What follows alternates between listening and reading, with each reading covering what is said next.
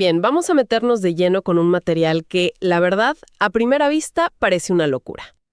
El libro es Psicología y Alquimia de Carl Jung. Y la pregunta es inmediata. ¿Qué hace uno de los psicólogos más importantes del siglo XX, un científico, dedicar décadas a estudiar textos medievales sobre cómo convertir plomo en oro? Parecen dos mundos completamente opuestos. Totalmente.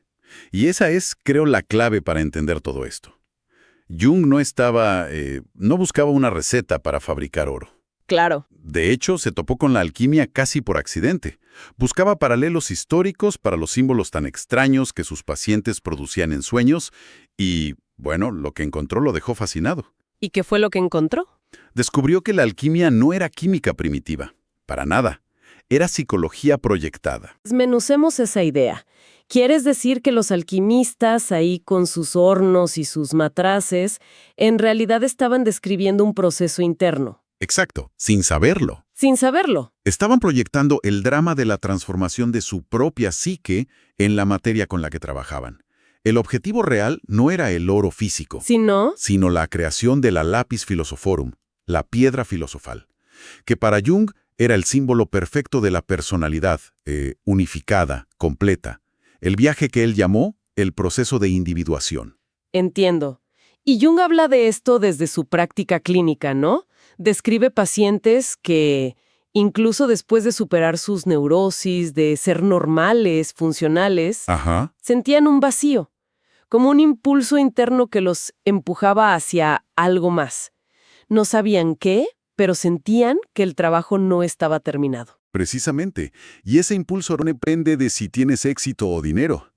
Jung lo llama un proceso independiente de las circunstancias exteriores. Es un camino interior. Un camino interior, la longuísima vía, como decían los alquimistas, el camino más largo.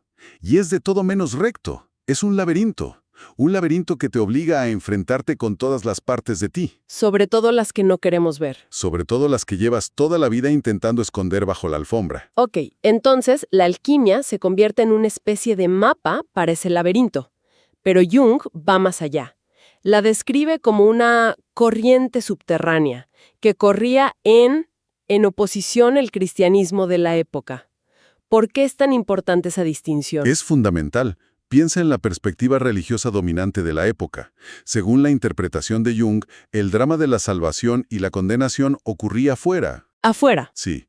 Dios está en el cielo, el diablo en el infierno, y el ser humano es como el campo de batalla. Para Jung, esto corría el riesgo de vaciar al individuo de su propio drama interior. Claro, si la divinidad está fuera, el alma se empobrece. Y la alquimia hacía lo contrario. Justamente. El alquimista decía, lo divino no está solo allá arriba, está también aquí abajo, en la materia más despreciada. Trabajaban con la prima materia, la materia prima. Que describían como algo caótico, vil. Incluso venenoso. Psicológicamente, ¿qué es eso sino una metáfora perfecta del inconsciente? Ese caos interior que todos tenemos y que, pues, preferimos no mirar. El trabajo era redimir esa materia. Encontrar el oro en la oscuridad. Exacto. Y aquí es donde la cosa se pone realmente potente. Jung analiza un axioma central de la alquimia, el de María profetiza, que dice, el 1 se convierte en 2, el 2 se hace 3 y del 3 sale el 1 en forma de 4. Uf, sí. A ver, esto suena a acertijo, pero choca de frente con un pilar de Occidente, la Santísima Trinidad. Choca de frente, y es deliberado. Para Jung, la Trinidad, Padre, Hijo y Espíritu Santo, es un símbolo de totalidad espiritual, pero... Una totalidad incompleta. ¿Incompleta? ¿Por qué?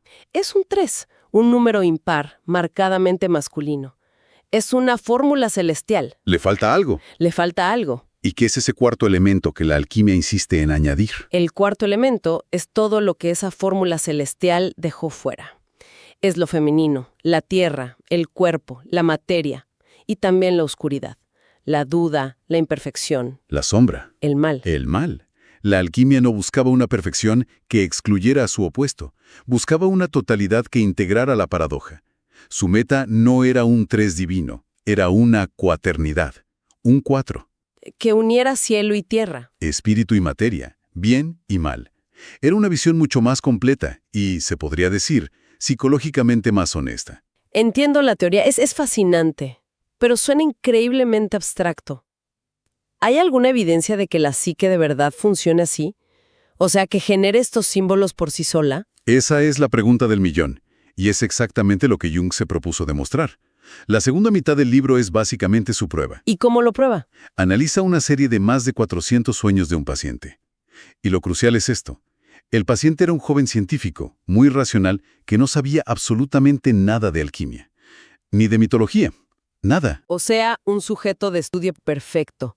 El inconsciente hablando en estado puro. Exactamente. ¿Y qué es lo primero que emerge en esos sueños? Lo primero es la irrupción. El inconsciente empieza a tocar la puerta, y no de forma sutil. Uno de los primeros sueños es que el soñante se da cuenta de que lleva puesto el sombrero de otra persona. Algo simple. Simple, pero simbólicamente potentísimo. El sombrero cubre la cabeza, representa una idea superior. Cambiarlo es como ser poseído por una nueva perspectiva, una que no es la tuya. Como si otra personalidad intentara tomar el control. Y luego la cosa se intensifica, ¿no? Con la imagen del mar. Se intensifica dramáticamente. Sueña que el mar, símbolo del inconsciente colectivo, inunda la tierra firme, o sea, su conciencia. Su mundo conocido. Todo su mundo queda bajo el agua y él se encuentra solo, en una pequeña isla. Esta sensación de aislamiento, de desorientación, es muy típica cuando el inconsciente irrumpe con fuerza. ¿Y ese aislamiento es un peligro o es una fase necesaria? Es ambas cosas. Es un peligro, claro. Puedes ahogarte en ese mar, pero también es necesaria. Necesitas aislarte del mundo para poder escuchar lo que emerge desde adentro.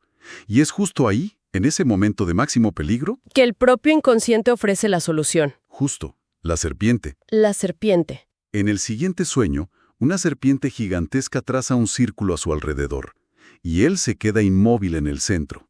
Este es un acto mágico primitivo, la creación de un témenos, un espacio sagrado. Un espacio protegido. La serpiente, que es tanto el peligro como la sabiduría, crea una barrera.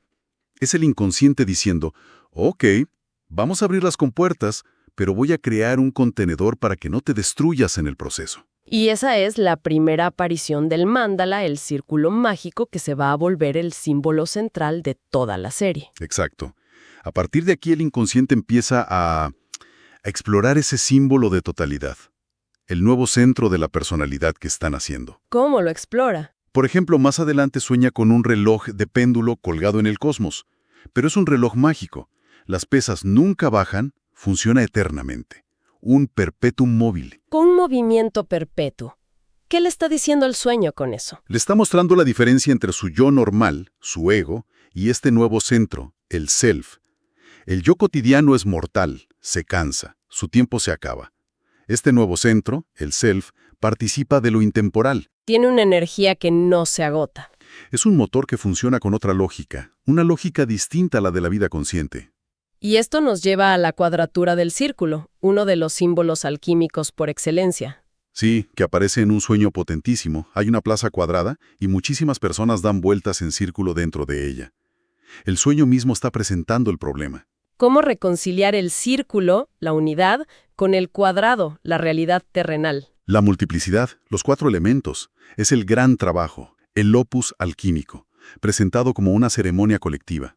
Lo increíble es eso, que un científico del siglo XX, sin tener idea, está soñando los mismos símbolos que obsesionaron a los alquimistas durante siglos. Y eso para Jung era la prueba definitiva. Este no es un lenguaje cultural, es un lenguaje humano, es arquetípico. La psique lo redescubre por sí misma.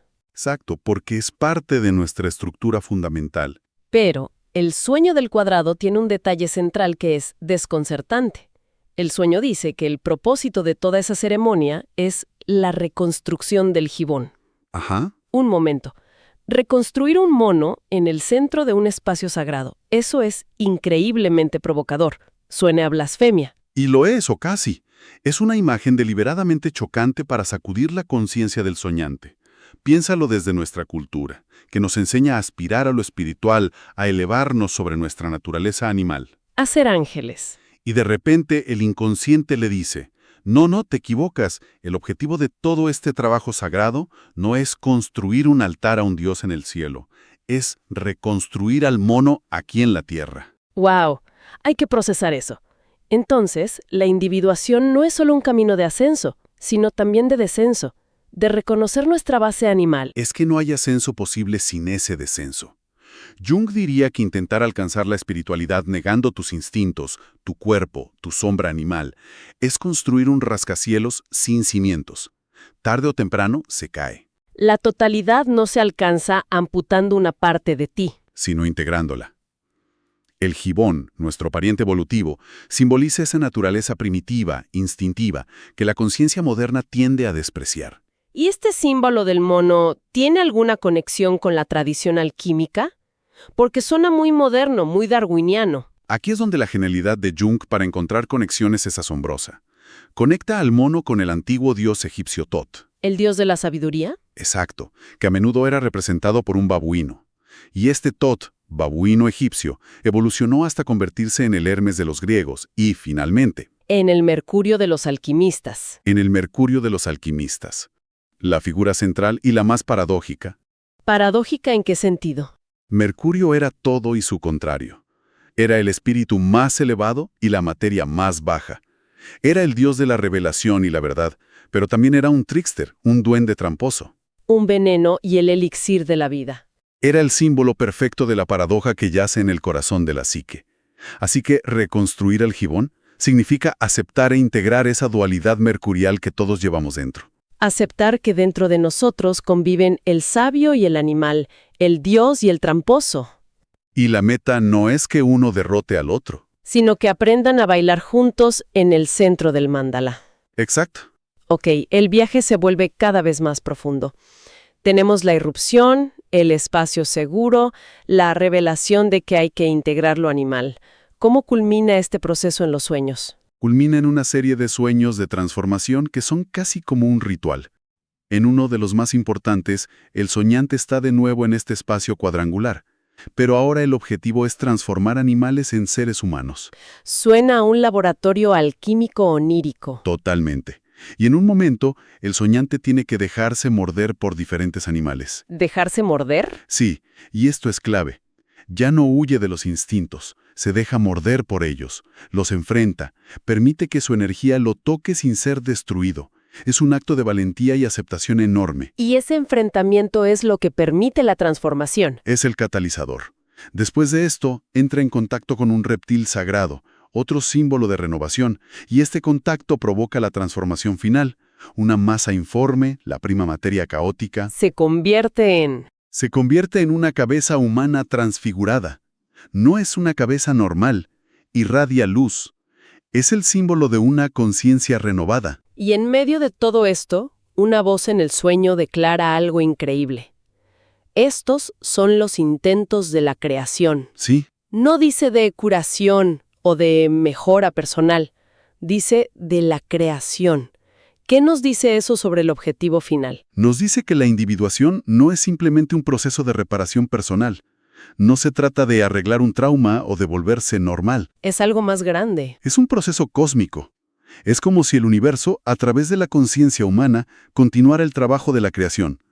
Es tomar lo que estaba inconsciente y caótico en la naturaleza y en nuestra psique y darle forma, hacerlo consciente. O sea que al integrar nuestro propio caos, no solo nos completamos a nosotros mismos, sino que participamos en un acto creativo mayor. Eso es. No se trata de eliminar la oscuridad, sino de convertirla en parte de una totalidad consciente. La lápiz, la piedra filosofal, es eso.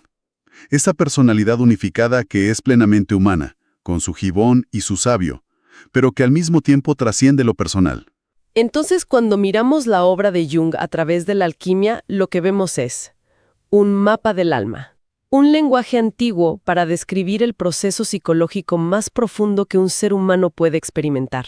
Un mapa que nos muestra que el camino hacia la totalidad no consiste en seguir una lista de 5 pasos para ser feliz. Y eso choca de frente con toda la cultura de solo buenas vibras que te dice que elimines tus pensamientos negativos. Jung diría que eso es un error garrafal. Claro. Es como intentar construir un edificio usando solo la mitad de los planos. La verdadera fortaleza viene de integrar, no de amputar. Exacto.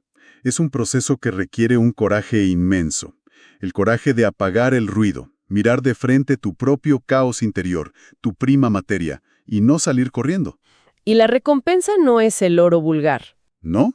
La recompensa, según los alquimistas y según Jung, es algo infinitamente más valioso: la totalidad del ser. Lo que nos deja con una pregunta que resuena con mucha fuerza hoy, ¿no? Si la alquimia fue el lenguaje simbólico para este proceso en el pasado, ¿qué formas, qué lenguajes o qué símbolos utiliza el inconsciente colectivo hoy para guiarnos hacia esa misma totalidad, en un mundo que en su mayoría ya no cree en la piedra filosofal?